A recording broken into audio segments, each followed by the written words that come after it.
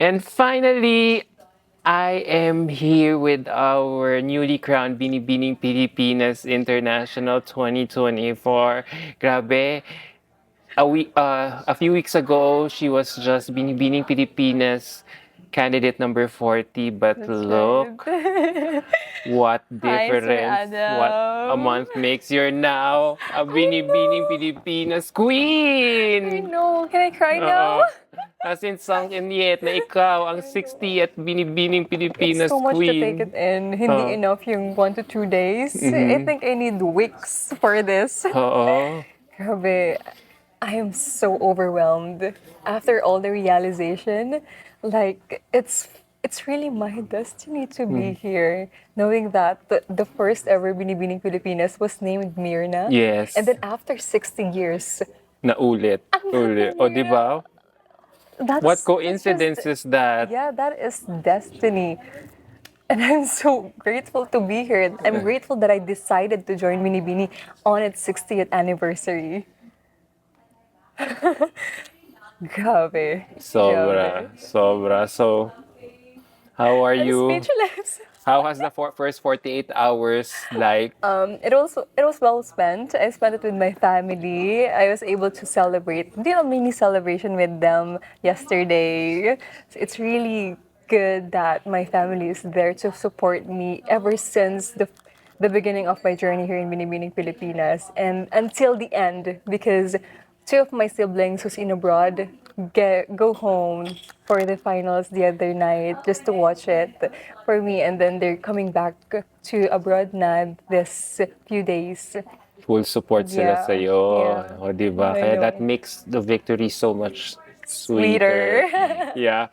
Pero ikaw, personally, inasahan mo bang manalo ng Binibining Pilipinas? We knew you would win, pero inasahan mo bang makuha ang international crown? One thing about me is I hate expecting. I don't like expectation at all. So I always expect for the worst. But all I do is to really perform. I do everything that I can. I'm happy to say that I'm happy with my performance in Binibining Pilipinas. And that is my goal. Of course my goal is to win, but I don't want to expect that I'm gonna win this. You know that I've been manifesting this ever since I passed my application in Binibining Pilipinas, and every night in those 3 months I've been imagining the crowning moment that happened. So for me, expectation is really different from manifesting, right? Yes. So I didn't I didn't expect that I will win, and I think that made it more remarkable for me because I was really happy that my name was called during the announcement because it was that happiness really came from all the things that I manifested, and not to those things that, oh, I know I'm gonna win, because what if I did not? That Ako hurts so much. naman, hindi. As early as the time you were called, you were making hakot some sponsor awards and eventually winning both the most coveted Best in Swimsuit and Long Gown Award. Alam ko nang mananalo ka. You just had to answer your Q&A well. Ganun ang kutob namin ha. Hindi mo pa naramdaman yon. No, no. Oo. Parang I'm blocking kasi din that that thinking. Kaya honestly, no, hindi ko siya in-expect talaga. Na ako when you got into top 50, no brainer. So it was just a matter of waiting for you to answer your question. And when you finally did, wow, para kang talagang rapid ang sumagot. Ano yung question sa'yo about, If a time machine brought me back oo, what would 60 you say? years, Yeah. yeah, what would I say to the woman from what would I say to the The women women of about today. Oo. of today? So, About yeah. the women of today to the women of 1964. Yeah. Inas ko nga siya to repeat the question. Oo. Kasi the first sentence wasn't so clear to me at first. So, Oo. ayoko naman sumagot na parang, na hindi ako Ni sure. sure. Yeah, Oo. so I had to make sure para masagot ko talaga yung question. And then when I when I heard again the question for the second time, then, oh, okay, tama yung pagkakaintindi ko. Oo. So that's when I answered. So I answered it directly at first. So that's how What was great about your answer is that you related it. It was very Yeah. personable. You related it to your experience. Yeah. Na yung mga paghihirap mo. And it's true, right? Na it's really them. It's thanks to them talaga na we were able to be this strong. To think na we can do everything that we set our mind into as a woman. And I think that we've achieved women empowerment because of these ladies before us who really paved the way for the women of today to think na they are capable of everything. Alam mo, maganda sa yung confidence level mo. Kasi syempre, pag pinaulit yung tanong, edi parang it's either kinakabahan ka o talagang hindi mo talaga narinig, di ba? Yeah. Pero when you finally spoke your answer, it was like, oh my gosh, she's really in it to win it. Yun yung naramdaman ko. So ikaw, after you delivered your answer at pinalakpakan ka ng buong Araneta, anong nasa isip mo nun as you were going back to your blocking? I can finally breathe. Oo. Naitawid mo. Yeah, like, Oo. ooh, thank you, Lord. Because I've been praying for it. And I've been, like, with everything that I did in Binibining, I always manifest that I'll do good, I'll do good, I'll do good. That's actually what keeps on repeating on my mind while I was waiting for my turn for the Q&A, like, I'll do good. It's good kasi to manifest good things eh. Kasi naman, during those moments, we're overthinking na, di ba? And millions of scenarios are already playing on our mind on how we're gonna do in Q&A. But then I am imagining na I'm answering the question calm, and then I'll answer it. I'll answer the question, and of course I'll answer it with a smiling face, and that's what I did. So, nung tinawag na lahat ng winners tsaka yung runners-up, may isang title na lang. Ano na sa isip mo nun? Ano? I'm comforting myself actually. Yeah, whatever happens, I'm proud of myself. I'm proud of you, self. I love you. Like all the good things talaga to calm myself. Alam mo yun? Kasi nga, I don't want to expect.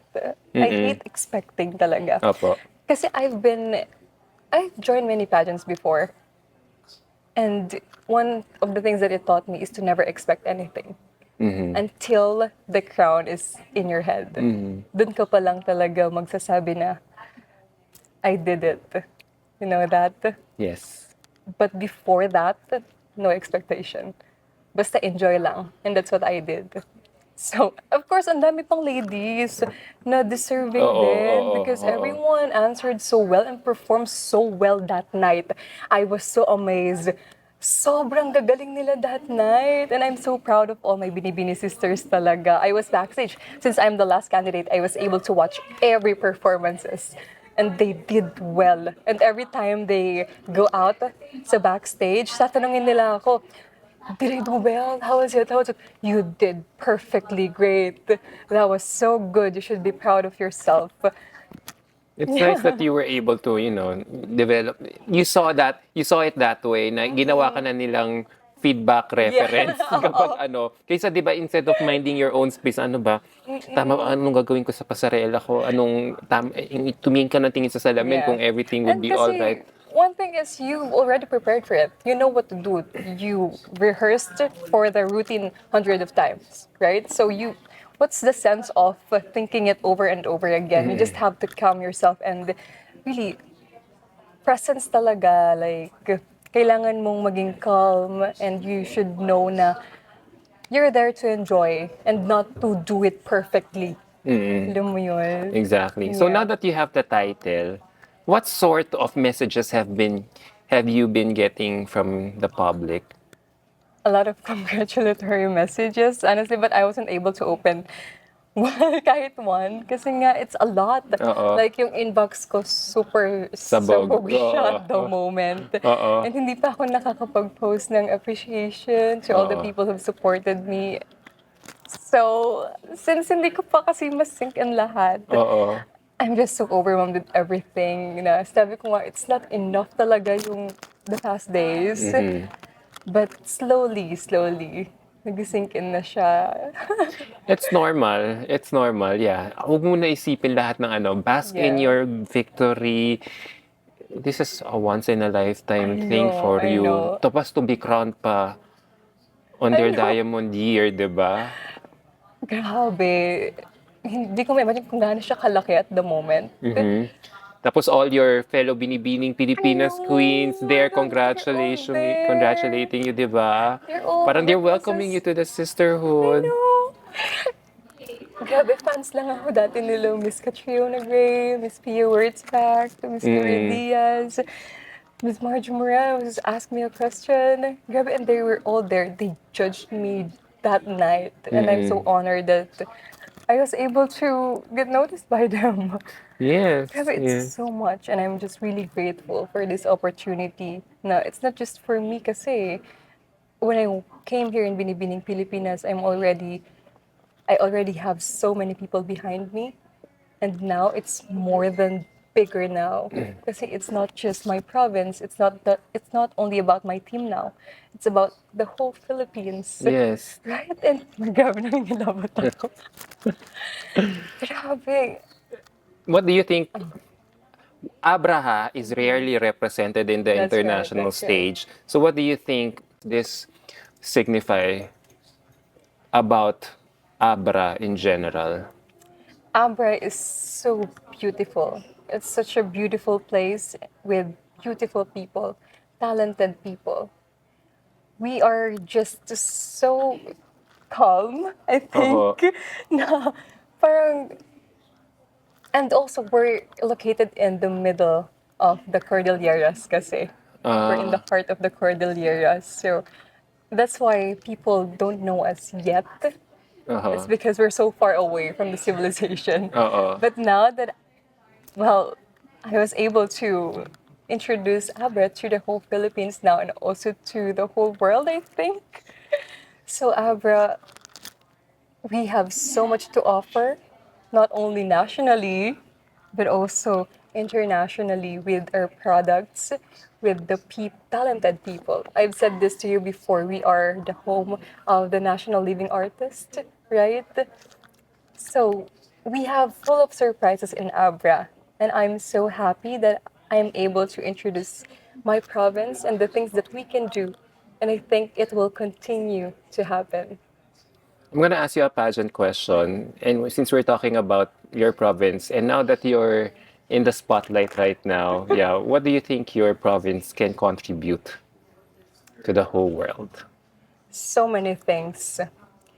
As a Filipino, as a whole Filipino, we are so good in so many things. Our colorful tradition is one thing. I was able to show that on my national costume and on my tourism video, the beautiful landscapes of Abra. I think that Abra could be a best tourist spot here in the Philippines. It could boost our economy. We are home to the waterfalls, which is named the Kaparkan Falls. It's like a majestic basin waterfalls. And it's so beautiful because you can see how really rich the Philippine nature is. And there are so many places, not only in my province, but in the whole Philippines, that is not yet seen by a lot of people in the world. And if we can only go through it one by one, we can prove that you can love the Philippines even more, not just because of its people, but for its places, natural places. Alam mo, ngayong kinakausap kita, naisip ko, no, pwede mong gawin yan Yeah. on your social media for the next 24 months. Diba? Showcase the beauty Yeah. of Abra on your social media accounts. That would be so good I talaga. know, I know. Pero what's so amazing, what's more amazing about the people from Abra is that I watched your interview with ABS-CBN with MJ Felipe, and you were with a lady Oh, beside yeah. you. Is she from Abra? She's the vice governor of Abra. See, that's what I wanted to Yeah. highlight. Parang full support siya sa'yo, no? Sobra. Oo. I could not have done Binibining Pilipinas without her support. Oo. Knowing that this is the first time that we have a representative in a national pageant, and she gave that huge amount of support to me. That's amazing from her, and I'm really grateful. That's why I want to take this opportunity to thank her personally. Maraming salamat po, Madam Vice Governor Joy Bernos, for your support. I am really thankful that I represented our province in Binibining Pilipinas and was able to show what we Abreñan can do to the whole Philippines. And I hope that we can still do that in the future with so many Abreños in our provinces who are almost just like me, have so much talent and have so much passion for our province and for the Philippines. Maraming salamat po for your belief, for your trust in my capability. Thank you so much. Girl, ang swerte mo. I know. May backup, mahal na mahal ka ng LGU mo. Yeah, grabe. One thing that I'm really grateful for is when I ask for something, hindi sila mag-hesitate. Talagang okay. That's what, grabe talaga. And it's my first time to be in a national pageant. Kaya to get that full amount of support, di ba, sino ba ako? For them to support me. Kaya, grabe, I'm really grateful. Imagine the same amount of support and resources and logistics they will give you Yeah. once you compete in the international stage. I know. Kaya, thank you so much talaga. Ngayon, looking ahead ba, I know it's been only 2 days, pero naiisip mo na ba yung vision mo? What to do? How excited you will be the things? Ngayon, the How little the bits of things. pieces of what you could do for your international competition kahit na it's still gonna be a year from now. Absolutely. Oo. I'm planning to, I'm planning to actually watch this year's Miss International to also support Angelica Lopez, our Miss International 2023 Philippines. And I think this is the perfect moment to ask for every Filipino support for our queen. She will be representing us Filipinos and the whole Philippines to the international stage. And I hope that you guys would follow her social media accounts on IG and Facebook so that we are all updated to everything that's happening on international. And I think, and I hope, and I pray that we will get the crown back this year. Back to back? So si Angelica ang 7th, ikaw ang 8th? Di ba? Manifesting. Oo. Alam mo, pero you know what's so good about your win is that, talagang you and Angelica are really shattering everyone's expectations, shattering prototypes, alam mo yon. Exactly. I think it's about time. And pero I'm surprised nga kasi we've sent Morenas before in international, but then that was stopped, right? So now we're reviving that. We're not so afraid to send Morenas anymore in the international pageant. So I think it's really great that we are giving more opportunities to every Filipino of every skin color. They are welcome here in Binibining Pilipinas regardless of where they came from or what their skin color is. They can be Miss Binibining International 2025, maybe? Oo. Diba? So, yeah. Tama naman yun. And it's already 2024. And siguro it's about time that, we look, katulad nga ng slogan ng Miss International, cheer all women. Yeah, Let's all exactly. celebrate the diversity Exactly. of what this pageant has for us, diba? By accepting all kinds of women Yeah, from around the regardless globe, of their regardless of the appearance, color, yeah. appearance, diba? And it also, and if we apply it to you, why can't, a morena like you, diba? Maybe. We'll see. Diba? We'll Win, see diba? what will Our happen. 7th or even 8th, diba? Diba? Oh, diba? Nakakatuwa. Alam mo, I feel like you've been your best competition the whole time you were competing in Binibini. So, talagang lahat kami all eyes on you. You were always saving the best for last. So, it is in my hope that talagang, wow, you will still save the best for last when it's your time to compete abroad. Let's wait for that, di ba, Mm-mm. next year. Pero of course, I need to do that. I need to be at my best every time because this is not just about me. Mm-mm. There are a lot of people behind me na nakatingin sa akin every time I'm on stage.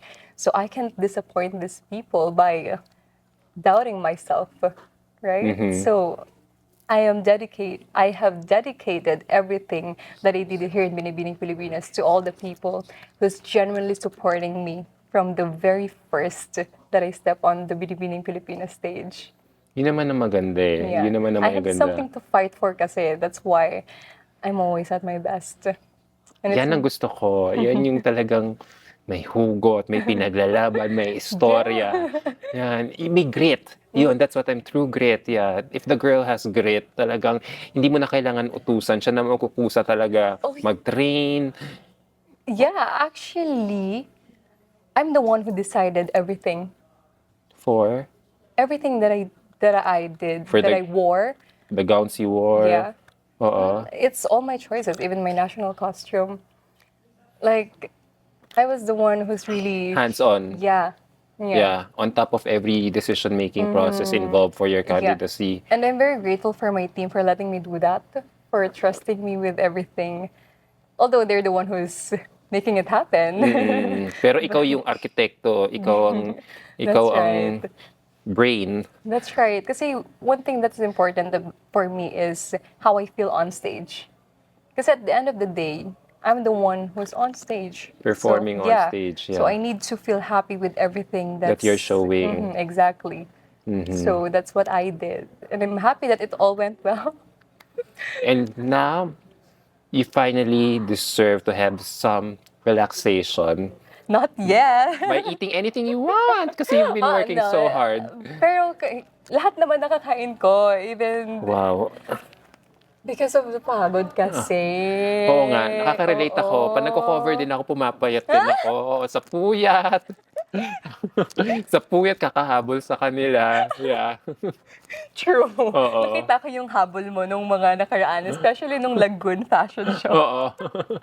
I Yeah. love that. So, Very passionate with what you're doing. in the same way that you're also very passionate with We what need you're doing, we to. need women like you talaga who are, storytellers in their own right, to have a vision for themselves, to execute everything they want for themselves, going to the international stage. So, as I wrap this interview, no doubt marami kang pasabog na pwede pang ibigay sa amin in the next 22 months or so.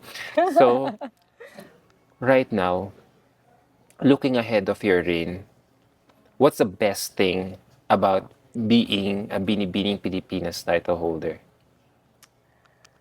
It's the opportunity to transform so many lives, especially the lives of children.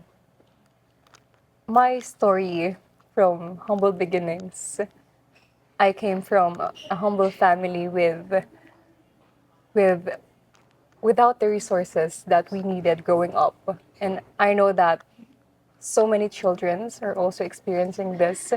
And through my story of just when I was little, just dreaming to be a binibini, and now that I'm here, that I have a crown on my head, I think the best thing about it is that I'm able to touch these children's hearts, that they can also be like me, who just dreamed and make it happen. You know, we are so capable of everything that we want to achieve in life.